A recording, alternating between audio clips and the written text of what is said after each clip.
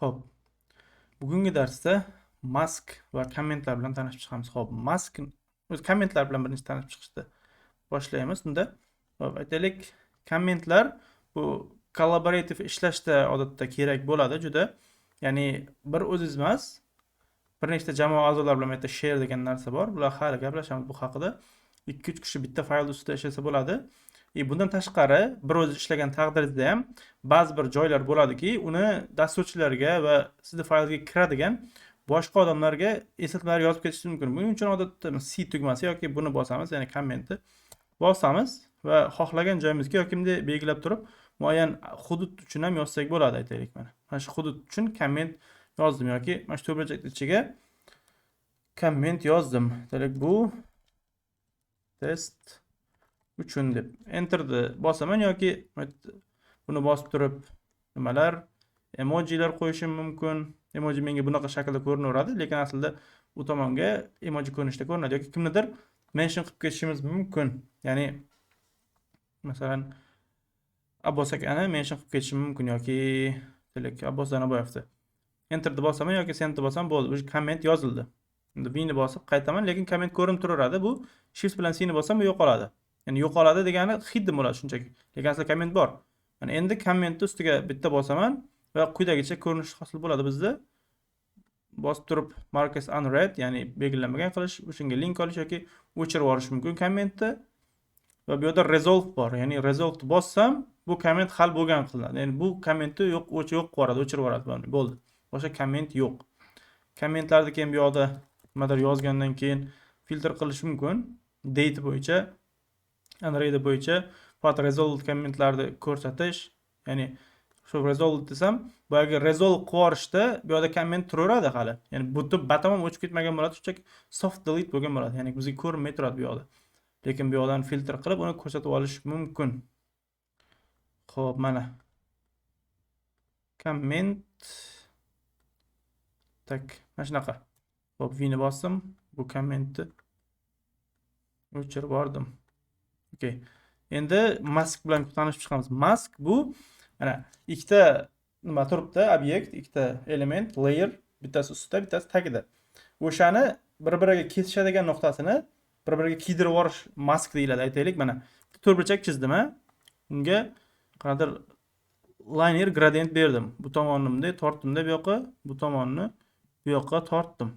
Bu tomonni mana qizil rang, o'rtasini oldimda buni opacityni ko'tarib, hozir bunaqa sariqroq rang berdimda, o'rtasiga yashil sifat emas,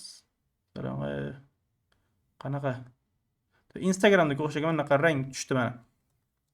Gradient. Endi bitta tekst yozyapman, aytaylik. Figma dedim, robot emas. Enter oldim.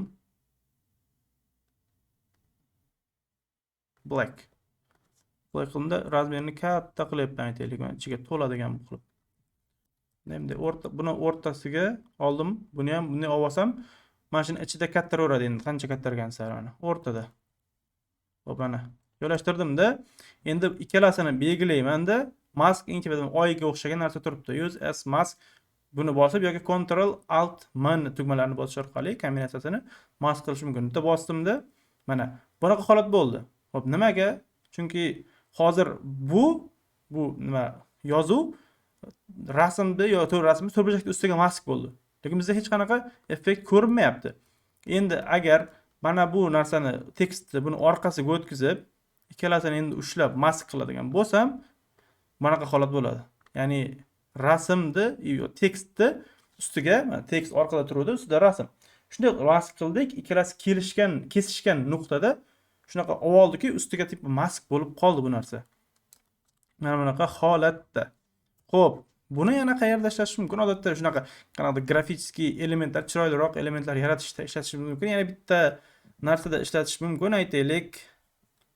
Xo'p, mana ekramanda box deb yozdim. Bironta qutini, aytaylik, orqa fonini emas, shu rasmni o'zini kesib olishimiz kerak bo'lsa.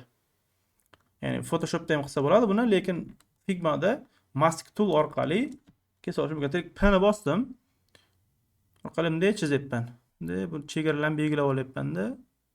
Qilib bunisini bu joyiga, bunisini tomonga, bunisini bu yoqqa, bunisini bu yoqqa. Xo'p, mana bosib endi fill qilaman-da, borderni o'chirib yuboraman. Buni orqasiga o'tkazamanda ikkalasini ushlab turib mask qilsam bo'ldi. Mana bu holatda bizda mask guruhni ichida turburchakni o'zi qoldi. Endi bu rasmni bunday o'zgartirsam, mana joyidan siljiydi. Mazmun yo'qoladi. Xo'p, mana qaytaraman, bo'ldi. Mana shunaqa qilib bitta rasmni muayyan qismini kesib olish mumkin. Aytaylik, kimnidir mana shu rasmni olamizda yuz qismini kesib olib qanaqadir mem yoki nimadir yasamoqchi bo'lsangiz ham boyagi narsani ishlatsangiz bo'ladi. Endi hozir men katta grup kesib tashlayman. Maydalab kesib o'tirmagandan vaqt yo'qotmaslik uchun mana bunday qilib kimdir yuzini qayerqadir montaj qilib qo'yib qo'ymoqchi bo'lsangiz ham, ya'ni umuman olganda o'zi bu maqsadda ishlatilmaydi, shunchaki qilish ham mumkin degan ma'noda ko'rsatyapman. Xo'p, buni tag olaman, ikkalasini ushlab mask qilsam bo'ldi. Mana bosh qismini kesib oldi. Mana shunaqa qilib maskni ishlatish mumkin. Mask bilan juda ko'p narsalar qilsa bo'ladi. Bundan tashqari yana ularni xudo qolsa keyinchalik ko'rib chiqamiz.